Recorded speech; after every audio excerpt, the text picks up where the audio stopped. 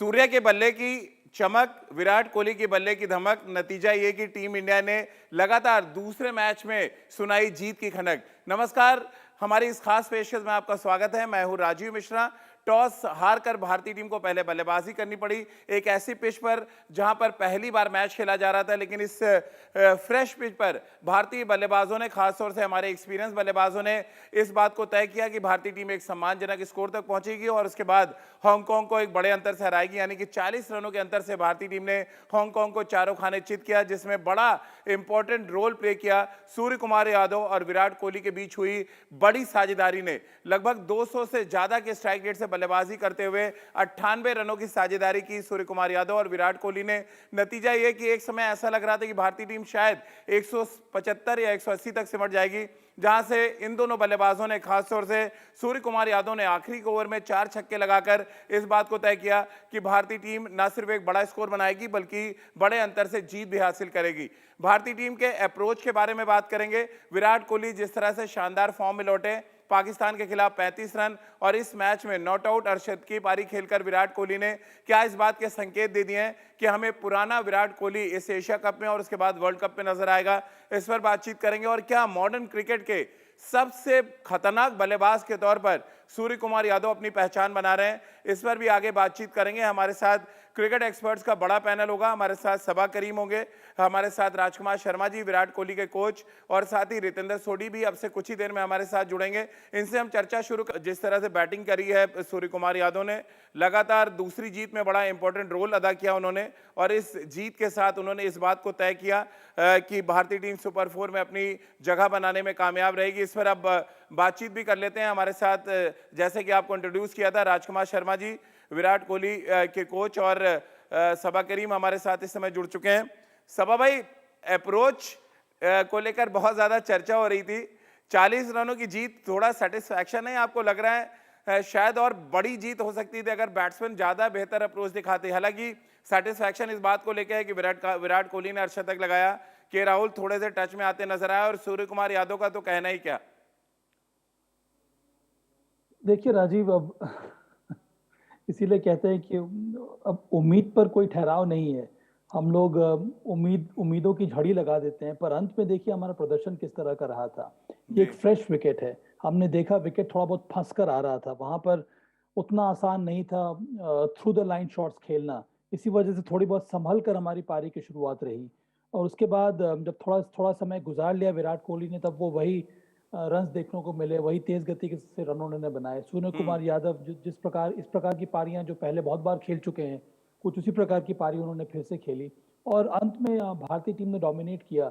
मैं मानता हूं कि 15-20 रन, 25 रन आप और जोड़ सकते थे, वो निर्भर करता था विकेट के कंडीशंस के ऊपर। पर ये बहुत ही सेटिस्फाइंग जीत है। आपको ये भी ध्यान में रखना होगा कि इस टीम में 2 ऐसे खिलाड़ी हैं जो बहुत लंबे समय के बाद टीम में वापसी कर रहे हैं, केएल राहुल और विराट कोहली।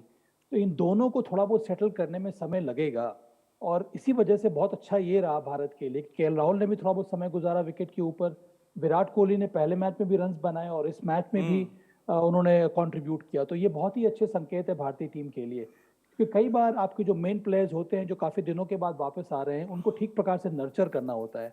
उनसे आप बहुत जल्दी एक्सपेक्ट कर लेंगे तो फिर परेशानी आपकी टीम की बढ़ जाएगी। चलिए, राजकुमार शर्मा जी भी हमारे साथ हैं। लगातार बहुत लंबे समय से राजकुमार सर, नेगेटिव सवाल बहुत आ रहे थे, आज तो पॉजिटिव सवाल करने का दिन है। पहले मैच में पाकिस्तान के खिलाफ 35 रन, अब दूसरे मैच में 59 रन नॉट आउट। हालांकि 44 गेंदें विराट ने जरूर खेली, बट कुछ ग्लिम्सेस जो हमने देखे, खास तौर से वो जो एक छक्का उन्होंने मिड विकेट पे लगाया, वो बहुत काबिले तारीफ था। जिस तरह से उन्होंने अपनी इनिंग्स को बिल्ड किया, मेरे लिए वो बहुत इंपॉर्टेंट था। आज के मैच में भले ही सूर्य कुमार यादव की बहुत ज्यादा चर्चा हो, बट विराट का फॉर्म में आना बहुत अच्छे साइन है इंडियन क्रिकेट के लिए। राजकुमार सर। बिल्कुल राजीव, आपने ठीक कहा कि जिस तरह से वो अपनी इनिंग को दोबारा से ग्राफ्ट कर रहे हैं, वो इसी के लिए जाने जाते हैं विराट कोहली। और पिछले मैच में भी हमने देखा था पाकिस्तान के अगेंस्ट भी वो जिस तरह से वो जिम्मेदारी भरी एक पारी खेल रहे थे। और आज भी मतलब ऐसा नहीं दिखा कि वो हांगकांग के अगेंस्ट बल्लेबाजी कर रहे हैं। एक थोड़ी सी मतलब लोली प्लेस्ड टीम है वो, T20 क्रिकेट में क्वालिफाई करके आए हैं, लेकिन ऐसा नहीं दिखा कि वो ऑल आउट वहां जा रहे हो। वो अपना ही गेम जिस तरह उन्होंने हमेशा से खेला है उसी तरह खेलते नजर आए, और ये अच्छी बात है कि वो स्ट्राइक कर रहे हैं फॉर्म, और दोबारा से उन्हें रन मिल रहे हैं। और ये अच्छी बात है कि जैसा कि थोड़े रन की कमी थी पिछले कुछ समय से, तो लास्ट मैच में भी उन्होंने कंट्रीब्यूट किया, आज फिर कंट्रीब्यूट किया भारत की विक्ट्री में। तो ये इम्पोर्टेंट है विराट के लिए कि वो समय पर फॉर्म में आ रहे हैं, और आने वाले दिनों में बेहतर होगा ये उनके लिए भी, भारतीय क्रिकेट के लिए भी, कि जिस तरह का वो खिलाड़ी है वो एक इम्पैक्ट प्लेयर है और मैच विनर है। तो यही मुझे लगता है कि एक दो पारियों की ज़रूरत थी उनको, और शायद वो उनको मिल गई हैं। रितेंद्र सिंह सोढ़ी भी हमारे साथ हैं। रितेंद्र, सूर्य कुमार यादव तो सूर्य की तरह चमके हैं।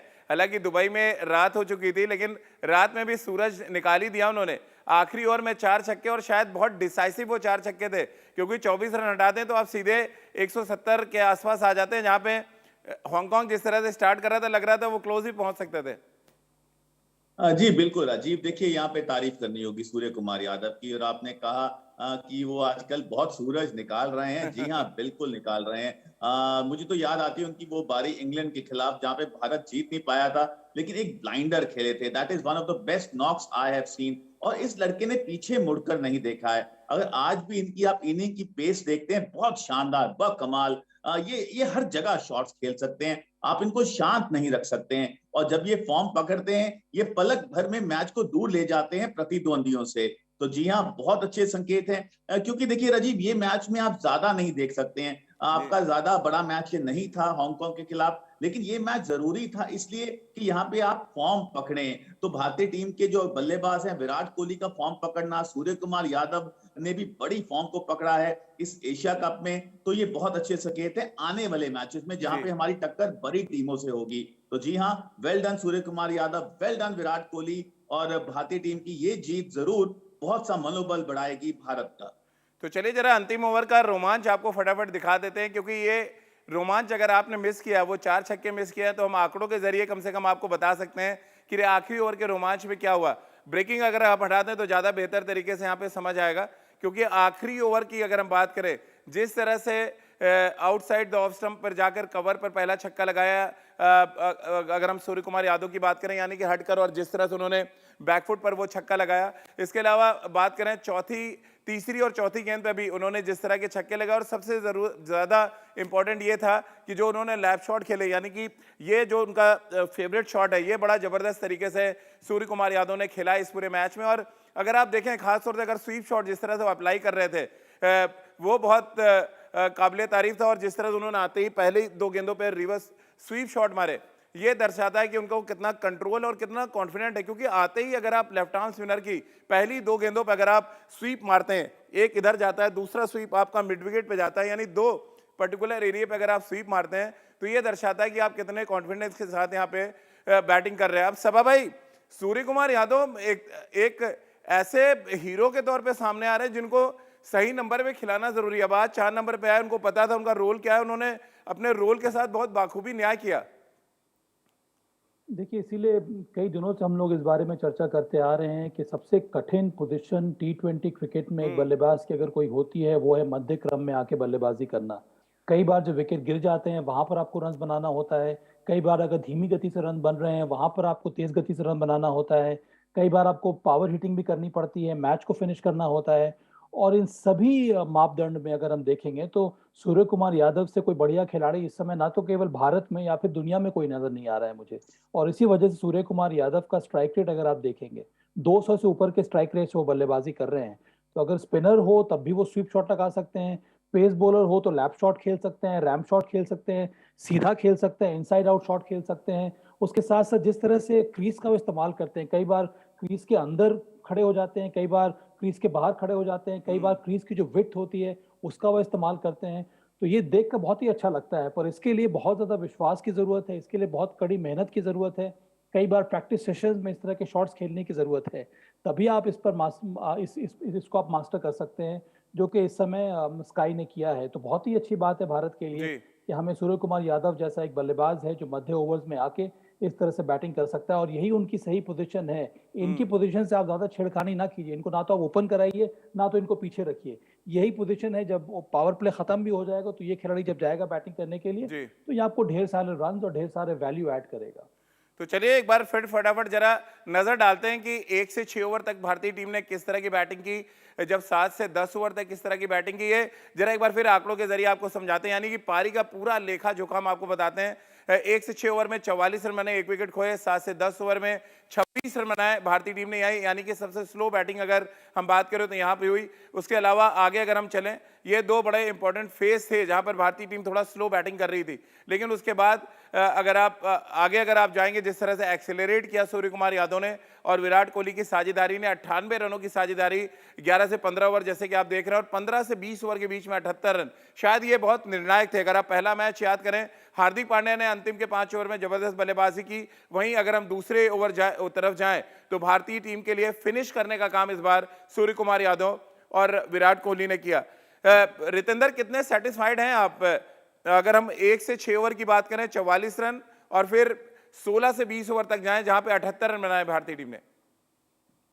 जी हाँ, बिल्कुल राजीव। देखिए, एक्सेलरेशन कमाल की थी। अगर आप पहले 6 ओवर की बात करते हैं, वहां पे कुड हैव बीन बेटर, लेकिन अगर हम लास्ट ओवर्स की बात करते हैं जहां पे Surya Kumar Yadav was on carnage, तो रन्स बहुत आए और इसी के लिए सूर्य कुमार यादव जाने जाते हैं। देखिए, आप इनको अगर अच्छा बॉल भी करेंगे ना, इनके पास इतना मादा है कि उसको ये छक्का और चौके के लिए धकेल सकते हैं। एक क्लास पर्सोनिफाइड क्रिकेटर है। और देखिए राजीव, सबसे अच्छी बात है, इनमें भूख है रन बनाने की। आप कभी इनको देखेंगे नहीं 20-30 रन पे अपना कंसंट्रेशन लैप्स होगा या रश ऑफ ब्लड आएगा। बहुत मेरिट पे खेलते हैं, बॉल सेंस कमाल की है। और जैसे अभी साबा बता रहे थे, जिस तरह क्रीज का इस्तेमाल करते हैं, तो इनकी जो एप्लीकेशन है वो बकमाल है। तो जी हाँ, he is one of the best batsman. अगर हम शॉर्टर फॉर्मेट की बात करते हैं इस समय हमारे पास, और अच्छी बात यह है अगर हम पाकिस्तान के मैच की बात करते हैं जहां पे हमारा लोअर क्रम हार्दिक पांड्या ने आके बहुत अच्छी बल्लेबाजी की, उसके बाद दिनेश कार्तिक आए, जडेजा ने अपना रोल अदा किया, तो इस मैच में विराट कोहली और सूर्य कुमार यादव को बड़ा मौका मिला है। तो ये अच्छी बात है अगर हम आने वाले टूर्नामेंट की बात करते हैं, जब सारे हमारे बैट्समैन एक अच्छी टच में नजर आ रहे हैं। तो जी हाँ, आज का मैच भारत के लिए बहुत अच्छा घटा है अगर हम फॉर्म के लिहाजे की बात करते हैं। राजकुमार सर, इस मैच से पहले एक बड़ी जो चिंता थी वो हमारे टॉप 3 जो बल्लेबाज है, तीनों आउट ऑफ फॉर्म, यानी कि कंट्रीब्यूशन लगभग ना के बराबर था। आज रोहित शर्मा ने भी थोड़ा सा कंट्रीब्यूशन किया, के राहुल भी टच में आते नजर आए और विराट कोहली ने अर्धशतकीय की पारी खेल दी। अब कैसे आप देख रहे हैं, क्या ये बड़ा थ्रेट है अब इस एशिया कप में भी ना? मतलब एशिया कप तो अगर छोड़ दें, बाकी आने वाले टूर्नामेंट्स में भी ये तीनों खिलाड़ी अब बड़ा थ्रेट बनने वाले हैं। बिल्कुल राजीव, ये तीनों बहुत बेहतरीन प्लेयर हैं और अपना सिक्का जमा चुके हैं इंटरनेशनल क्रिकेट में। सभी जानते हैं कि कितने खतरनाक प्लेयर हैं तीनों। तीनों में से कोई भी प्लेयर अगर शॉर्ट फॉर्मेट की बात कीजिए या 50 ओवर्स की बात कीजिए, तो वहाँ पर अगर सेट हो जाता है तो किसी भी प्रतिद्वंदी से दूर लेके जा सकता है मैच को, क्योंकि कैपेबिलिटी है, टेक्निक है, टेम्परामेंट है, और सभी का आप स्ट्राइक रेट देखेंगे तो वो बहुत शानदार रहता है। तो क्योंकि इनके पास अच्छी टेक्निक है, तो किसी भी बॉलिंग अटैक के सामने इन लोगों ने प्रूव किया, तीनों ने ही, मैं तीनों की बात करूंगा, कि प्रूव किया है कि वो कितने शानदार खिलाड़ी हैं। तो जैसे टच में नहीं थे या काफ़ी समय से नहीं खेले थे, अब ऐसा लग रहा है कि भारतीय टीम दोबारा से उस ट्रैक पर है कि वो जो लग रहा है कि अनडिफिटेबल है, जो नहीं हार सकती, क्योंकि अगर टॉप ऑर्डर इतना हैवी है और बाद में सूर्या जिस तरह की बल्लेबाजी कर रहे हैं और हार्दिक पांड्या और ऋषभ पंत है हमारे पास, तो मुझे लगता है कि बहुत ही खतरनाक एक टीम नजर आ रही है भारत की। और इन तीनों के फॉर्म में आ जाने से एक बहुत मतलब बैलेंस नजर आ रहा है भारतीय टीम में, जो कि किसी भी टीम के लिए बहुत मुश्किल होगा आने वाले एशिया कप तो छोड़िए, आप वर्ल्ड कप में भी। बिल्कुल, तो हमारे क्रिकेट एक्सपर्ट्स को आप सुन रहे हैं, यहाँ पर सूर्या की चमक और विराट कोहली की धमक पे यहाँ पर बातचीत कर रहे हैं। इनसे आगे बातचीत भारतीय गेंदबाजों के प्रदर्शन पे भी करेंगे, क्योंकि ये जानना बहुत ज़रूरी है कि आखिर हम कहाँ गड़बड़ कर रहे हैं गेंदबाजी में और कैसे हम मैच जीत सकते हैं। क्योंकि अगर आप बॉलर्स के प्रदर्शन पे जाएं तो शायद यजुवेंद्र चहल और रविंद्र जडेजा, जिन्होंने 8 ओवर में 33 रन दिए, और 1 विकेट लिया, शायद बड़ा फर्क उन्होंने डाला। हालांकि अर्शदीप सिंह की पिटाई हुई, आवेश खान की पिटाई हुई, लेकिन कुल मिलाकर 40 रन के बड़े अंतरों से जीत हमने हासिल की। सूर्य कुमार यादव के बारे में लगातार हम चर्चा कर रहे हैं, 4 छक्के लगाए, 8 ओवर में 33 रन, जिसका मैं जिक्र कर रहा था, वो आंकड़े आपके सामने हैं। और इन 8 ओवर्स ने शायद भारतीय टीम की जीत को पक्की किया और सुपर 4 में भारतीय टीम की एंट्री हो गई। रितेंद्र, क्या स्पिनर्स के 8 ओवर ने मैच में फर्क डाला और कितना निराश है हम आवेश खान और जिस तरह से अर्शदीप सिंह की पिटाई हुई है, 3 ओवर में 32 रन, 32 रन दोनों ही गेंदबाजों ने दिए। जी हाँ, बिल्कुल राजीव, अगर हम बॉलिंग की बात करते हैं आज, जो बॉलिंग हमने पाकिस्तान के खिलाफ की थी उसके हिसाब से बहुत बिलो पार रही है हमारे सीमर्स की। अर्शदीप का थोड़ा लाइन से अपना भटक रहे थे। अगर आवेश खान की बात करें, वो भी कहीं ना कहीं स्ट्रगल करते नजर आए। और जब आप हांगकांग के खिलाफ बॉलिंग कर रहे हैं, अगर आपके ये एनालिसिस हैं तो शायद आपको रात को नींद नहीं आएगी। आप जितने भी बड़े बॉलर हैं और हमेशा आप मनोबल को अपने साथ रखना चाहते हैं। पाकिस्तान का मैच ऐसा था जहां पे आपने शानदार बॉलिंग की है। देखिए, अर्शदीप ने आखिरी ओवर इतना अच्छा नहीं डाला है, और अब हांगकांग के खिलाफ अगर हम बात करें, कहीं ना कहीं स्ट्रगल किया है। तो देखिए, मनोबल गिरना जायज है। तो बहुत जरूरी होता है कि अगर आपके पास फॉर्म है तो आप फॉर्म को पकड़ के रखें। तो यहाँ पे अर्शदीप जरूर अपनी बॉलिंग पे काम करेंगे, आवेश खान को सोचना होगा और स्पिनर्स की बहुत तारीफ करनी होगी। You have to give it to Chahal and Jadeja. I think they were precise with their line and Saba भाई चिंता का सबब है थोड़ा, जिस तरह से आवेश खान लगातार दूसरे मैच में पिटे, अर्शदीप सिंह भी वो क्वालिटी नहीं दिखा पा रहे जो इन्होंने इंग्लैंड में दिखाया। हालांकि स्पिनर्स ने आपको बचा लिया, इस मैच में काम करने की जरूरत है क्योंकि आपका चौथा कोई पेस बॉलिंग ऑप्शन है नहीं स्क्वाड में। देखिए, काम तो आपको निरंतर करना होगा। कई बार जब आप एक प्रकार के हाई स्टैंडर्ड्स मेंटेन करते हैं और जब आपका मुकाबला छोटी टीमों के सामने होता है तो वहां पर और ज्यादा बढ़ोतरी की जरूरत है, वहां पर और ज्यादा निखार के साथ और ज्यादा इंटेंसिटी के साथ गेंदबाजी करने की जरूरत है, जो आज इन दोनों यंग पेस बॉलर्स में नजर नहीं आई। और परेशानी ये थी कि जो सही लेंथ डालनी चाहिए थी वो देखने को मिली नहीं, ना तो हरदीप सिंह से ना तो आवेश खान से। आवेश खान मुझे लग रहा है कुछ 1-2 मैचेस में या फिर कुछ उसके पहले से भी थोड़े बहुत एक्सपेंसिव साबित हो रहे हैं कि उनके लिए जो लेंथ है, जो हार्ड लेंथ में जो गेंदबाजी करते हैं जहां से उनको उछाल मिलता है, वो लेंथ उनको मिल नहीं पा रहा है। तो मुझे लगता है कि पारस को थोड़ा बहुत उनके साथ अलग से काम करना होगा ताकि वो लेंथ वो निरंतर डालें, उसी अनुशासन के साथ वो गेंदबाजी करें, तभी वो इफेक्टिव साबित होंगे। उसके साथ साथ जो वेरिएशन भी ट्राई कर रहे हैं वो भी जहां पे पढ़नी चाहिए वहां पर पढ़ नहीं रही है, तो उनको निश्चित रूप से थोड़ी बहुत मेहनत करने की जरूरत है। राजीव, चलिए सबा भाई, बहुत बहुत शुक्रिया आपका, रितेंद्र आपका भी और राजकुमार सर आपका भी हमारे साथ जुड़ने के लिए। तो सूर्या की बल्लेबाजी की चमक हमने देखा, विराट कोहली के बल्ले की धमक देखा, और